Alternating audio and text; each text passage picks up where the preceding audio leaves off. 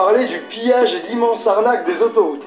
Alors on va laisser de côté l'augmentation des tarifs qui fait que quasiment plus personne prend l'autoroute tellement c'est cher. C'est pas de ça dont on va parler du pillage organisé qui était la privatisation des autoroutes. Parce que les autoroutes c'était un truc qui nous appartenait à nous tous. C'est des gros investissements qu'on a fait, l'État, machin, on a fait des belles routes, tout ça, et on récoltait de la thune au péage. Et cette thune c'est colossal, hein. Ça coûte très cher mais ça rapporte encore plus. C'est un des business les meilleurs possibles pour un État. Et toute cette thune, nous, on pouvait en faire des trucs bien. L'État, il pouvait le mettre dans où il voulait, hein, mais il pouvait faire des trucs pour l'écologie, gérer la pollution, faire des hôpitaux, des écoles, ce qu'il voulait. Et ce qu'a fait 2001 en 2006, c'est qu'il l'a vendu, tous ces bénéfices-là, de toutes ces belles autoroutes, tout cet argent qui rentrait tous les ans, il l'a vendu à des géants du BTP, notamment Vinci et Eiffage. Alors ce qu'il leur a fait, c'est que pour contre 15 milliards d'euros, il leur a vendu 25 ans, où pendant 25 ans, ils pouvaient récolter toutes les recettes des péages en échange des investissements. Alors comme ça, vous pouvez vous dire que 15 milliards c'est ouf, mais non. Parce que en seulement 10 ans, les actionnaires qui ont acheté tous les autoroutes de toutes les barrières de toute la France entière, les actionnaires se sont déjà reversés 15 milliards de dividendes. Donc c'est même pas la thune que fait l'entreprise, c'est même pas les résultats de la boîte, c'est sur les résultats de la boîte, la part qui revient direct dans la poche des actionnaires.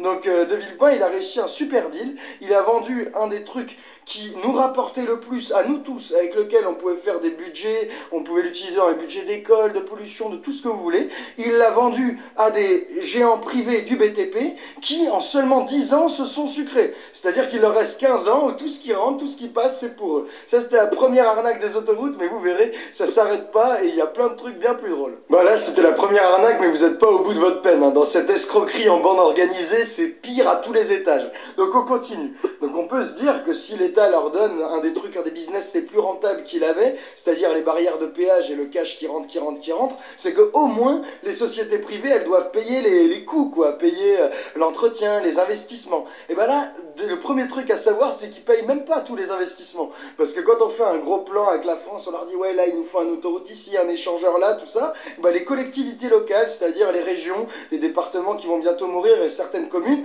elles doivent aussi raquer pour les autoroutes. Donc pour le moment, là, on voit déjà que dans les investissements, le BTP paye pas tout. Il y a une partie qui revient du public alors qu'on leur a vendu. Il y a de l'argent public qui continue à financer un peu de l'investissement alors qu'on ne touche plus rien, mais vous allez vous dire, c'est cool, heureusement c'est les sociétés privées autoroutières qui vont payer le reste. Mais là, accrochez-vous, c'est la troisième arnaque. Parce que comment ils font pour financer ces investissements? Ils font un peu comme tout le monde, ils font des gros emprunts. Et les emprunts, si vous avez déjà fait un crédit, vous savez que le prix de l'emprunt, c'est le taux d'intérêt. Et là, devinez qui paye le taux d'intérêt? Eh ben c'est nous. Il y a une niche fiscale exprès faite pour qui fait que l'État leur enlève le taux d'intérêt et le paye pour sa pomme. Et ça c'est combien? C'est 3,4 milliards. Donc on commence à bien se faire enfiler dans cette affaire. Là on a vendu un des trucs les plus profitables de l'État, qui pouvait rapporter de la thune pour faire plein de trucs bien, on le vend au privé et on continue d'assumer la plupart des coûts. C'est là où on en est. Vous croyez que c'est fini, mais non, il y a la quatrième arnaque. La quatrième arnaque, c'est rappelez-vous à qui ça a été vendu. Ça a été vendu à des grandes sociétés du bâtiment et de la construction comme Vinci et Eiffage. Et devinez qui fait les travaux? Eh bien, évidemment, c'est eux. C'est-à-dire que c'est Vinci qui, sur les tronçons d'autoroute qu'elle gère, attribue aux sociétés de Vinci la réalisation de ces travaux. Donc, qu'est-ce que ça veut dire concrètement? C'est que dès qu'ils font des travaux, ils le font par un emprunt, et l'emprunt, c'est en partie tous les intéressés pour notre poire, et il y a un peu d'argent des collectivités locales. Et Vinci, à qui elle attribue ces travaux qui sont financés par nous? À une entreprise de Vinci. Bon, quand même, là, je sais pas, si vous voulez un pillage autoroutier, on peut en réfléchir longtemps, mais ils ont l'air très forts, ces brigands, là. S'il y a des brigands, il faut forcément quelqu'un qui se fait plumer. Alors, vous avez déjà compris qu'en tant que citoyen, on se fait bien siphonner le bien public. Bonjour à tous. Là, dans le petit extrait que vous venez de voir, hein, c'est clair et précis, hein, on se fait vraiment arnaquer, surtout sur cette exploitation des autoroutes, hein. Bon, pour ceux qui veulent voir la vidéo dans son intégralité, je mettrai le petit lien en dessous de la vidéo dans le texte. Dans cette nouvelle vidéo, je vais vous parler de la privatisation progressive de l'industrie française. Cette politique de privatisation avait en fait commencé en 1986 sous le gouvernement de cohabitation dirigé par Jacques Chirac, qui, comme vous le savez, est un homme de droite, hein, donc voilà. Certaines de ces privatisations concernaient des sociétés fraîchement nationalisées comme Paribas et Saint-Gobain, à la suite de l'arrivée de la gauche au pouvoir en 1981. Ce mouvement de privatisation, qui était au début une réaction aux nationalisations précédentes, a perduré pour d'autres raisons, hein. Comme par exemple la concurrence économique ou la réduction de la dette publique, hein, contractée par notre État, bien entendu, hein. Pour vous faire une petite idée de cette évolution économique de notre pays, qui avait décidé d'ouvrir ses entreprises au capital privé, hein, sachez qu'à l'arrivée au pouvoir de la gauche socialiste en 1981 jusqu'à 86, l'État contrôlait 3500 entreprises qui employaient 3 500 000 personnes. C'est assez incroyable, hein. 30 ans plus tard, hein, l'État ne contrôle plus que 1444 entreprises qui emploient désormais 800 000 salariés, hein. Donc 30 ans plus tard, c'est 2013, hein. Et ce mouvement de privatisation, qui fait encourager par les partis de droite, hein, s'est accéléré depuis quelques années, hein. Des entreprises d'État comme l'exploitation des autoroutes, EDF, GDF, La Poste, ont fini par basculer vers le secteur privé, avec toutes les conséquences que nous connaissons, hein, compression salariale, augmentation des tarifs, voilà. Pourquoi la gauche socialiste a-t-elle continué cette honteuse politique de privatisation? Bah, l'une des raisons invoquées serait due à la pression de l'Union européenne en matière de concurrence économique, hein. La politique développée par l'Union économique européenne, qui est ultralibérale, hein, comme vous le savez, est un peu calquée sur le modèle capitaliste américain, hein. Elle interdit désormais à tout gouvernement intégrant l'Union européenne de jouer le rôle normal d'un actionnaire, en lui interdisant toute recapitalisation de sociétés, hein, qui sont en difficulté, ou tout simplement en phase de développement, hein. Si cela, comme c'est précisé, conduit à interférer dans la situation concurrentielle du secteur, hein, industriel, bien entendu, hein. Bah, l'endettement de l'État auprès des banques privées serait une autre raison invoquée, hein. Les gouvernements qui se succèdent, du moins qui se sont succédés en France, du moins estiment désormais que les recettes des privatisations seraient un moyen assez efficace de réduire la dette publique. Et comme vous venez de l'entendre dans le petit extrait, hein, l'un des plus grands scandales est sans aucun doute la privatisation de nos autoroutes. Dis-moi bon, en privatisation sur 25 ans, 25 années. Comment expliquer que 7000 km, voire 9000 km d'autoroutes françaises, dont la plupart étaient largement amorties, avaient été concédées en 2005 à trois multinationales du béton du transport, Vinci, Eiffage et la société espagnole Albertis, pour la modique somme de 14 milliards d'euros, du moins presque 15 milliards d'euros, hein. Je dis modique somme parce que c'est des groupes industriels qui brassent des milliards et des milliards, hein. Soit pour l'État un manque à gagner estimé par la Cour des comptes de 10 milliards d'euros. Bah, cette privatisation des autoroutes, initiée en 2002 par le gouvernement Chirac-Jospin, sera finalement bouclée en 2005-2006 par le gouvernement de droite de Chirac et de Villepin. Et étrangement, vous remarquerez qu'à chaque fois qu'une campagne de privatisation se prépare, hein, nos médias commencent à nous montrer la violence qui se déroule dans les banlieues. D'ailleurs, en surmédiatisant certains faits, ils poussent même ces jeunes à surenchérir dans les violences. Ce qui leur permet d'exploiter à nouveau, médiatiquement parlant, cette violence. Et ça leur permet de détourner l'attention de cette politique de privatisation. C'est bon, c'est des sujets de détournement qui permettent aux privatisations de se faire sans problème. Puisque comme je l'ai dit, hein, plus de 90% de notre réseau médiatique est désormais contrôlé par l'oligarchie. Donc cette oligarchie a tout intérêt à cacher cette politique de privatisation. Donc on vous montre des faux problèmes. Comme ça, vous êtes comment dire, conditionné. On va vous montrer des faux problèmes, on va vous demander, on va vous pousser à accepter de nouvelles lois pour contrecarrer certaines violences.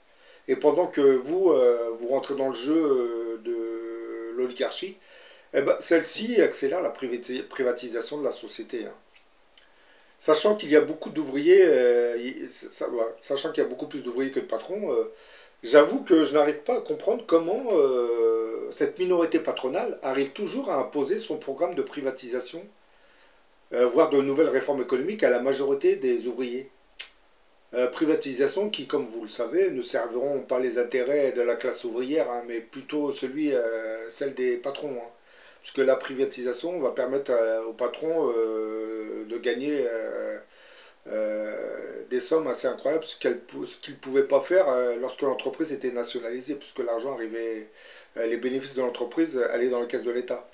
Lorsque vous privatisez une entreprise, les bénéfices de l'entreprise vont dans les caisses du patron et des actionnaires, hein. C'est pour cette même raison que lorsqu'une société se privatise, elle aura tendance à augmenter certains de ses tarifs, hein, pour pouvoir mieux payer ses actionnaires. Parce que ça devient des sociétés anonymes, donc vous avez des gens qui deviennent actionnaires de ces entreprises, et ces actionnaires réclameront toujours plus de bénéfices. Donc l'entreprise sera contrainte d'augmenter ses prix, hein, pour permettre à ses actionnaires de gagner encore plus d'argent. C'est ce qui se passe pour EDF, GDF, hein, ce qui va se passer pour la Poste. Bon, les autoroutes de péage, ça augmente tous les ans, donc ça, c'est pas la peine d'en rajouter, hein. Bah, tous ces programmes de privatisation qui étaient souhaités par le patronat seront finalement concrétisés puis votés sous des gouvernances de partis de droite, hein. Parce que en général, c'est la droite qui initie ces programmes de privatisation.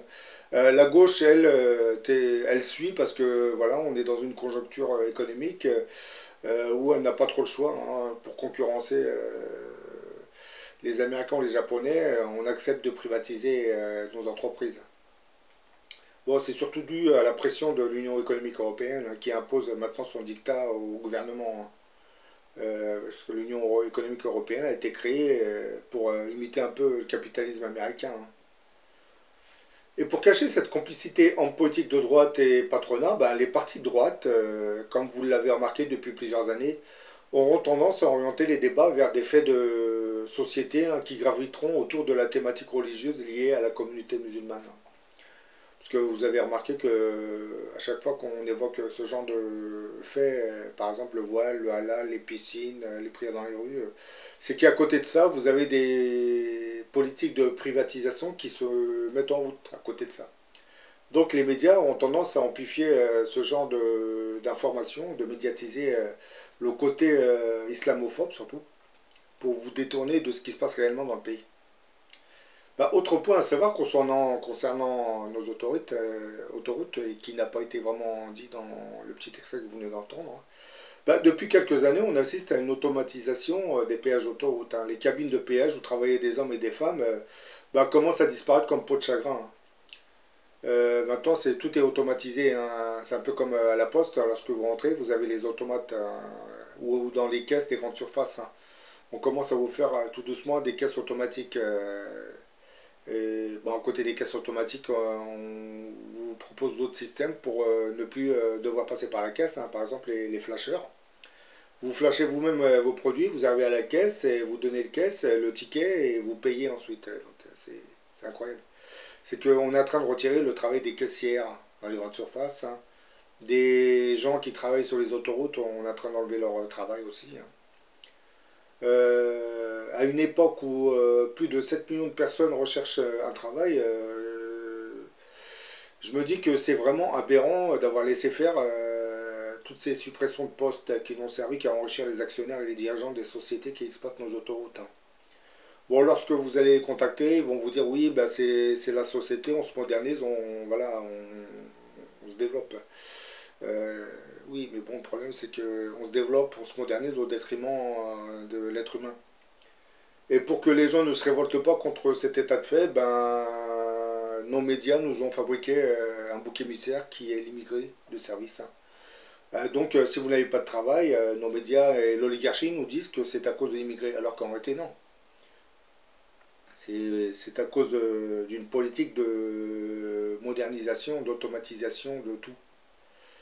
Oui, quand vous mettez des automates dans les bureaux de poste, quand vous mettez des caisses automatiques, logiquement, c'est du travail que vous enlevez aux caissières, hein. Lorsque vous automatisez des péages, des cabines de péage, c'est pas pour faire plaisir à l'être humain, hein, c'est pour lui retirer un travail, hein. J'avoue, je ne sais pas comment ça va se terminer, tout ça, parce que c'est bien beau de nous trouver le bouc émissaire, de chercher ce bouc émissaire que vous appelez immigré. Mais bon, tôt ou tard, je pense que en Europe, les peuples vont se réveiller. Parce que pour l'instant, on les abrutit avec ces émissions de divertissement, tout ce que vous voyez à la télé, hein. Mais bon, vous avez la toile internet. Mais bon, le problème avec la toile internet, c'est que c'est quand vous faites une vidéo, c'est pas vu par des millions de personnes, hein. En général, une vidéo, ça peut être vu par 50 personnes, par 100 personnes, par 1000, par 10 000, hein. Mais vous approchez rarement le million de personnes, hein, parce que bon, vous n'êtes pas célèbre, hein, vous n'avez pas un nom célèbre, donc les gens ne vont pas être attirés par votre vidéo. Et à la différence des médias, c'est que les médias, vous avez TF1 ou BFM TV ou iTélé, eux, quand ils vous imposent une information, ils savent que ce sont des millions de personnes qui vont la regarder.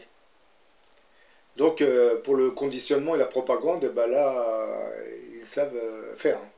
Ah oui. Comme BFM TV et iTélé, c'est un peu la caserne, hein. C'est voilà, c'est de la propagande, c'est une information qui vient à répétition toute la journée. Donc, une personne qui n'a pas vu le journal du matin, il revient 2 heures après, ben, on vous représente le journal avec les mêmes informations. Donc, et si vous entendez ça 10 fois dans la journée, ben, ça y est, votre cerveau, il est retourné, hein. Ça, on appelle ça du conditionnement et de la propagande. Parce que moi, personnellement, je ne vois pas l'intérêt de passer des informations toute la journée comme ça. À une époque, nous avions le journal à 13 heures, hein, ce qui était bien, et puis à 20 heures. Donc voilà. Et les gens qui ne pouvaient pas regarder le journal de 13 heures ou de 20 heures, ben, ils avaient l'occasion d'écouter la radio pour entendre les informations. Mais là, aujourd'hui, on arrive à une époque où voilà, tous les quarts d'heure, il faut qu'on nous ponde la même information. Ce qui m'a fait un peu sourire, c'est une fois je regardais une émission où on parlait des talibans à l'époque en Afghanistan. On nous faisait voir une école coranique où des enfants apprenaient par cœur le Coran. On nous disait oui, vous voyez, c'est le fanatisme, hein, c'est de la propagande, on les conditionne. Mais bon, dites-moi que font les médias BFM TV, iTélé ou certaines radios, que font-elles toute la journée? Ben, exactement la même chose, hein. Lorsque vous écoutez une radio et on vous diffuse une chanson que vous entendez 40 fois dans la journée par 10 chaînes de radio, j'appelle ça personnellement de la propagande, voire un conditionnement pour vous pousser à acheter la chanson. Oui, c'est qu'on a tendance à dénoncer ce qui se passe dans les autres pays, mais on ne se regarde pas dans un miroir. Bien que ceux qui contrôlent nos médias savent très bien ce qu'ils font, hein. Ils savent très bien qu'ils font de la propagande et du conditionnement, mais bon, c'est un peu leur travail. Bon, voilà, j'en ai fini avec cette vidéo. Maintenant, vous avez compris que pour couvrir les agissements de cette politique de privatisation, on va vous assommer avec une multitude de faits divers, hein, qui n'ont rien à voir avec ce qui se passe réellement. Et pendant que vous vous énervez ou vous applaudissez certaines informations, eh ben eux, ils privatisent, ils s'enrichissent, hein. Quand je dis eux, je parle de l'oligarchie, hein. Bon, je vous dis à la prochaine pour une autre vidéo.